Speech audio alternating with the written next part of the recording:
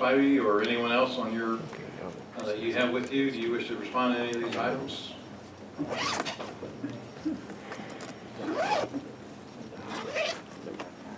Thank you, Mr. Mayor. Mayor, since I made the comment to the board earlier in reaction to Director Fortson, I looked at the concept of was this contract still active? The contract expressly sought for consideration the approval or non-objection of people of Wintry Court for a specific zoning request, and it was not open-ended for any zoning request in the future.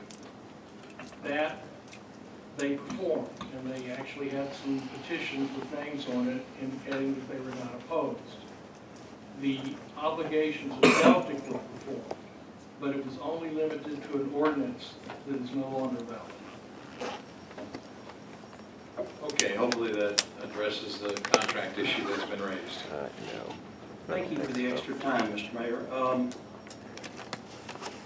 I think that, I suspect that the presentations on both sides tonight have raised questions in many of your minds, and certainly I think those are probably going to be answered with questions, particularly the technical matters directed to Mr. Daters, perhaps Mr. Peters, and therefore I want to make just 2 or 3 points.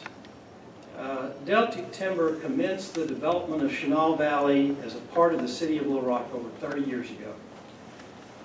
Ordinance 15259, which was approved back in 1987, zoned, as Mr. Bazinski said, approximately 3,000 acres.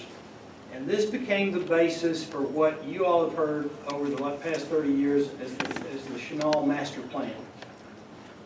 In the years since then, representatives of Deltic Timber Corporation, including Mr. Daters and myself when our hair was dark, have from time to time appeared before the board seeking your approval for various rezonings, modifications, variances, and further adjustments to the original Chenal Valley Master Plan. To the best of my knowledge, Deltic Timber Corporation has always fulfilled its commitments to the city of Little Rock and has developed what we all know today as Chenal Valley in a responsible, forthright, and transparent manner.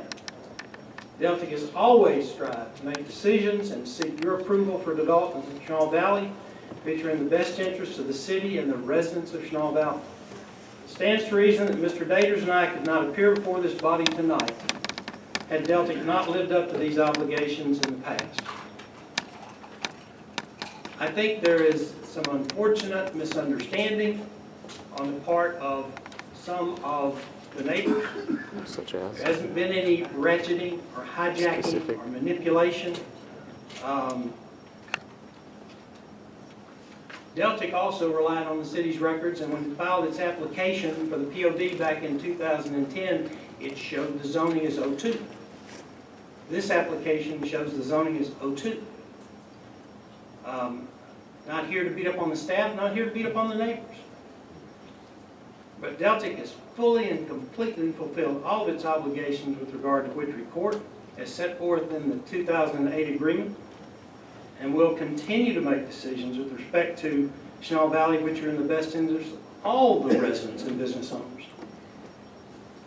Chenal Pines will be subject to the same stringent scrutiny and development standards and the oversight of the Chenal Valley Architectural Control Committee that every home and every business and every building in Chenal Valley has been subject to for the past 30 years. It'll be enforced by the Chenal Valley POA just like those standards are enforced for all developments. And that's not going to change, hasn't changed, it's no different for this property. And on a second point, notwithstanding what you may have read in the paper, heard in the media, Deltic Timber is not building this facility, and we're not going to operate it. Deltic Timber is the owner of the property and made the application, but you've met Mr. Lewis, and he's told you that his company, which has expertise in developing these facilities, is going to do that. And so Chenal Pines Retirement Community will be in the family of companies of RLC. The proposed residential use of Tract 75 is both consistent and compatible with the adjacent residential uses. The city's own planning staff has recognized the appropriateness of this use for this location and recommended the same to the Planning Commission as well as to the City Board tonight. You've had a lot of comments from property owners tonight in opposition to this request, but I know you've also received letters from other residents who are nearby, some of whom have lived in the area for 20 years, and they've watched the whole area develop.